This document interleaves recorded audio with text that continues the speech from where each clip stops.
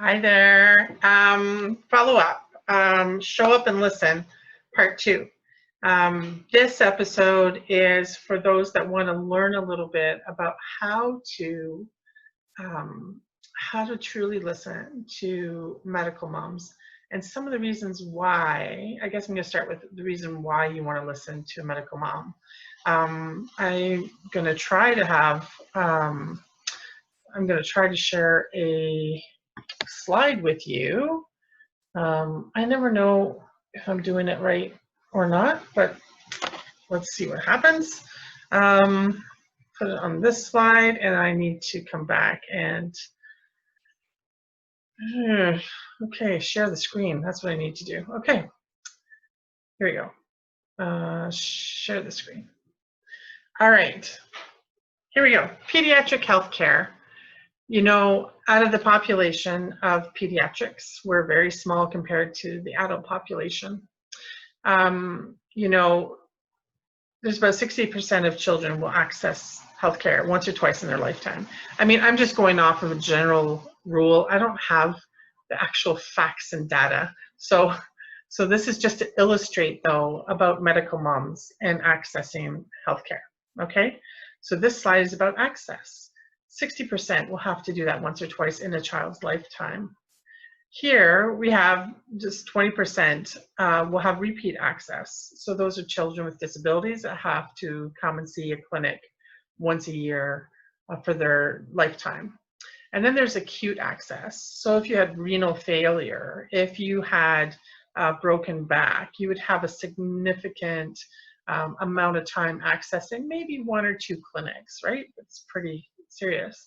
And then we've got the children with complex care. That would be me and my child, you know, where you see like multiple clinics for sustaining health and wellness.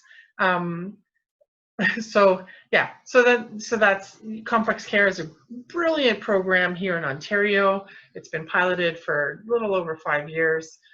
It's now 2020, so I'm not sure where that's going. Somebody can make a comment in the tweets about that, but here we go about access. So that's about access, right? This is what happens with access to healthcare.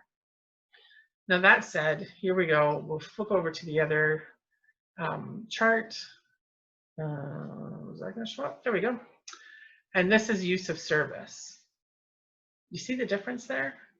That complex care group ends up using the majority of clinics in the hospital or blood work, like you're regular in blood work and you're regular in x-ray and you're regular in respirology and you're regular in XYZ other clinics that you may access.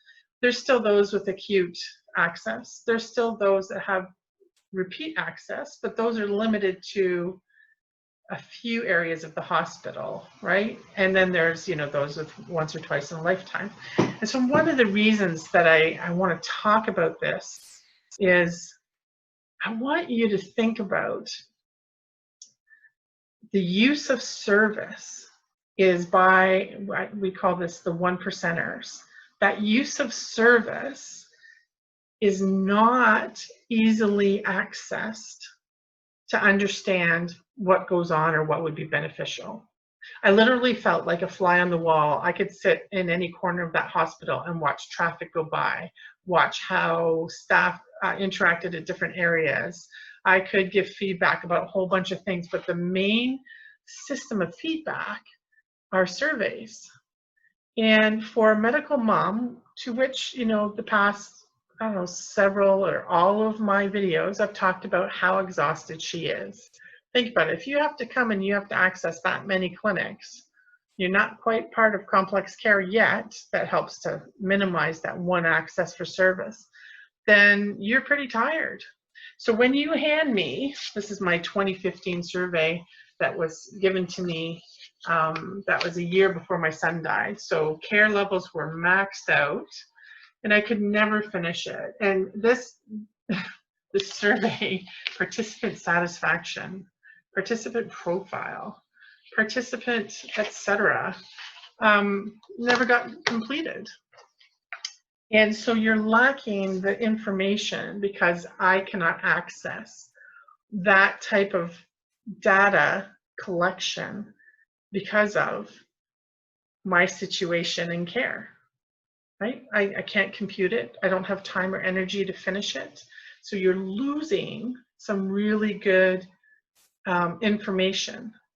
What if, you used more qualitative methods to gather information from that group of users, that 1% group of users who are using 100% of your services, you adapt and make it accessible for them to be able to give information. Because I'll tell you, across the board, everybody wants to be heard.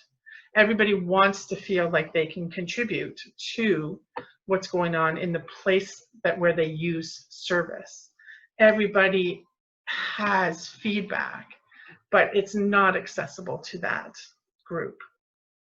So this is a place where I ask you to show up, think about this, listen through this video again, and consider where can you use more qualitative methods of gathering information from people who are using 100% of your services.